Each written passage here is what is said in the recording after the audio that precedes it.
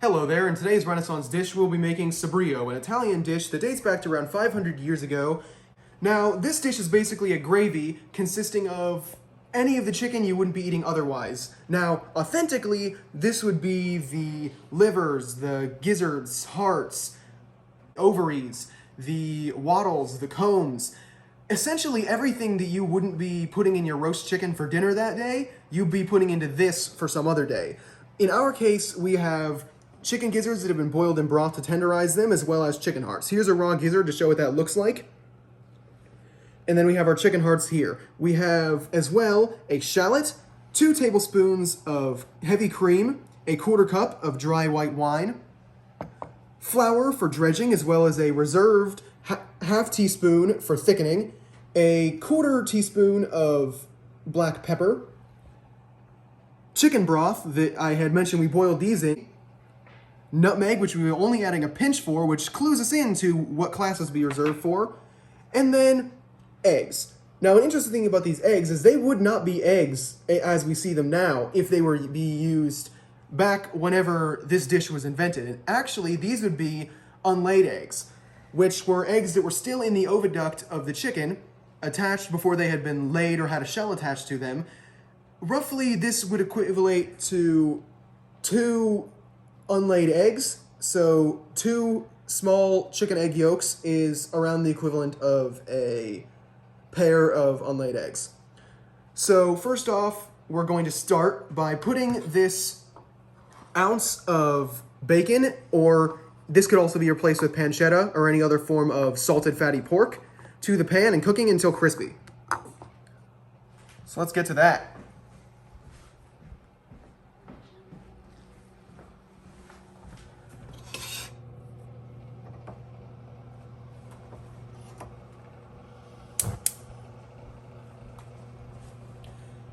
After that, we are going to be mixing our unlaid eggs with our heavy cream and beating until they are combined. So here I'm going to, by using the shells, separate the egg yolk from the white in order to make what is essentially our modern day replacement for an unlaid hen's egg. While we're whisking, a fun fact about this Italian Renaissance dish is that Caterina de' Medici actually nearly ate herself to death on the stuff after marrying King Henry II. She was absolutely obsessed with it, and after eating a massive quantity, was ill for several days. So, if it clues you into what this is for, this was a nobility dish, and that is where nutmeg comes in. Nutmeg was an incredibly reserved spice in the Renaissance. It was worth more than its weight in gold during the 16th and 17th centuries.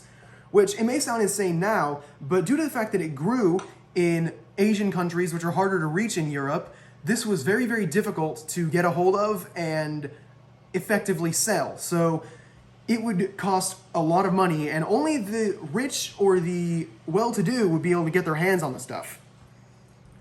So while we're waiting for that bacon to get crispy, we are going to chop these into bite-sized pieces. So first we're going to do the gizzards. Hear that bacon crackle in the back. Now, normally I would also toss in the raw gizzard, but since we're going to be going for tenderness and richness, we're not going to add that. So these hearts will go in raw because they, unlike the gizzards, are not especially tough. So we're going to chop those so they can be evenly dispersed. And we're going to go ahead and add that to our flour to dredge. And already they are nearly indistinguishable from chicken offal. Gonna get the last of those bits, and then we're going to go and jostle our bacon a bit.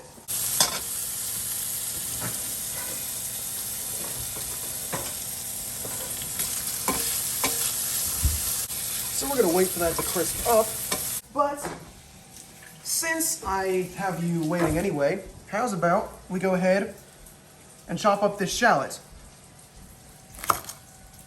Now, if you don't have a shallot, although I highly recommend getting one if you don't, alternatives can include things like red onions, which may not have the same oniony, garlicky flavor that a shallot would, but it's a close enough approximation.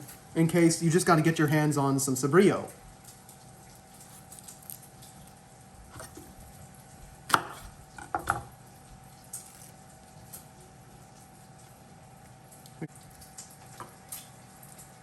And chop it fine.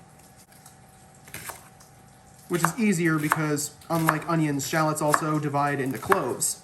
So they have rings like an onion, and cloves like a head of garlic. Like a little Frankenstein monster of a plant.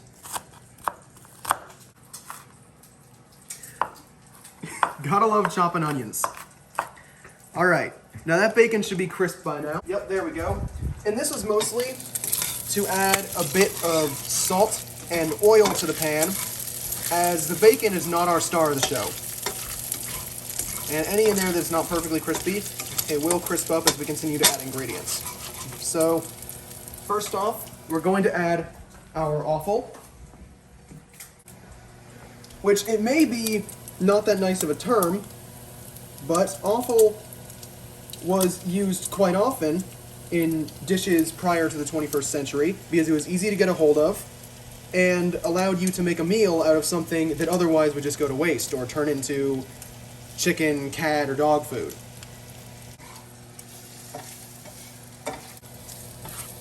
This is that. And as you can see, we're developing a bit of a fond on the bottom, which is made up of some of that bacon fat and flour. But don't worry, because once we deglaze with the dry wine, that will break down and give us a whole lot of flavor that we wouldn't be getting otherwise if that weren't building up there.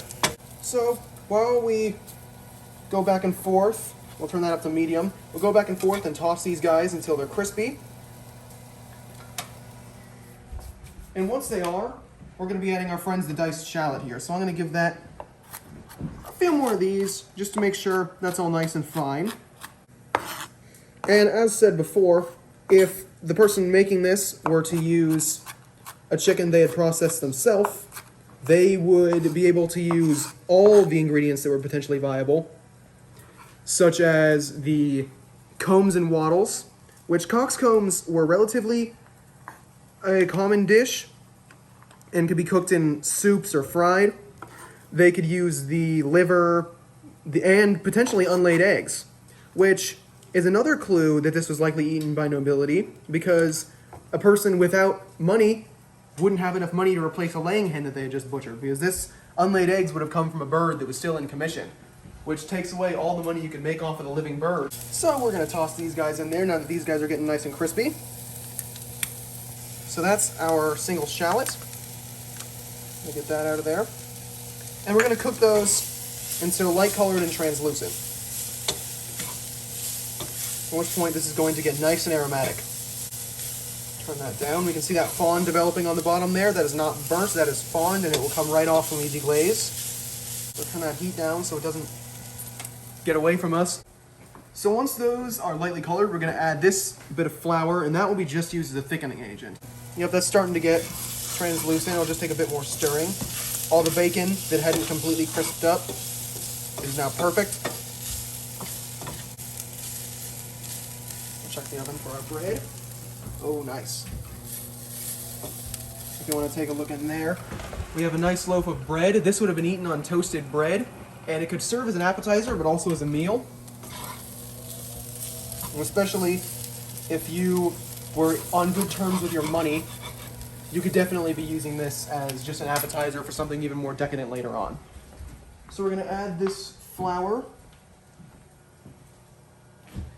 and then cook that for a bit longer, and then we're going to add our wine to deglaze. So let that get to know everyone else.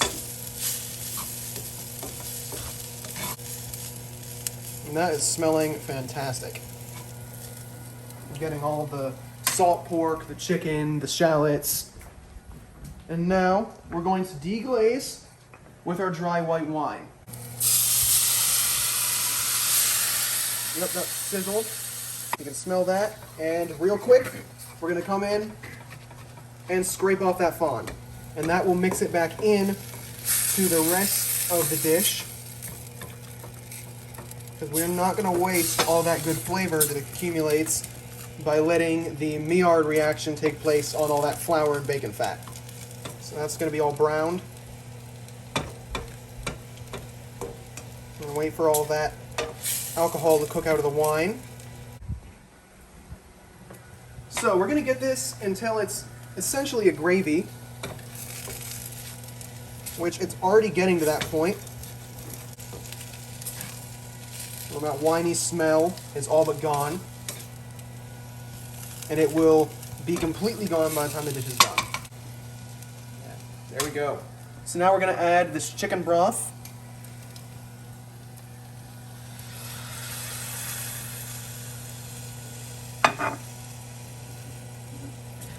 And jimmy that around a bit. So we're going to turn that to medium and wait for that to simmer and get nice and thick. And then we're going to add our spices. And the nutmeg is an incredibly strong spice, which was likely one of the reasons it was so reserved, because a little bit goes so far. And even an aristocrat who is butchering their laying hens isn't going to waste their nutmeg on anything. Because not only will that overpower the flavor of the dish, but also it's a waste of something that costs a fair share of cash. And for that to go thick, so it's about there. You kind of want to be able to drag your spatula across and it be able to completely clear the pan by the time you're done dragging. So now we're going to turn that down low, now that it's simmered, because this is supposed to be, well, richer than the king who's eating it. And that large amount of fat is likely the reason why the wife of King Henry II, Caterina de' Medici, got so sick, is because a large amount of rich fat is not all that good for your innards, especially for someone in the Renaissance who probably wasn't getting that much fat in them anyway. We got that. Bread is just about ready, so we're going to stop baking because the oven will keep it warm. So we're going to turn the heat down and we're going to add pepper, salt to taste. This is going to be salty from the bacon anyway, so that's good. Stir that in. Let the pepper get thoroughly through the dish. And now for a pinch of nutmeg. And when I say a pinch, I mean we're going to get a little onto the hand and then take a pinch out of that and sprinkle it over. And a little bit goes very far. A little bit more, but that is all we're going to use.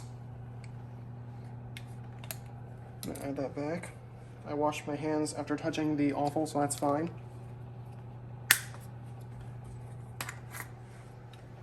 Stir that back in.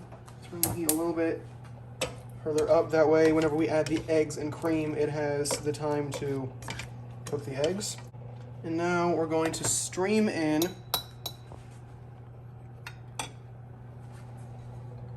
the eggs and cream mixture. So we gotta have it on very low because we're not making an omelet, we're making Cibreo.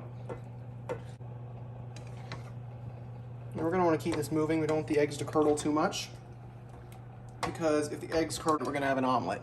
And this is supposed to be more like a gravy. It's supposed to be just a thick paste, like a sauce or spread. So we're ready to serve this forth. So we're gonna cut off some bread here. We're gonna plate up a little portion there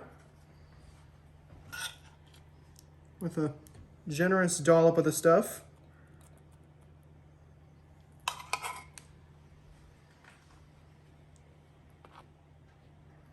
So we're going to dig in to this Renaissance style Cibreo with my cameraman. So here we go.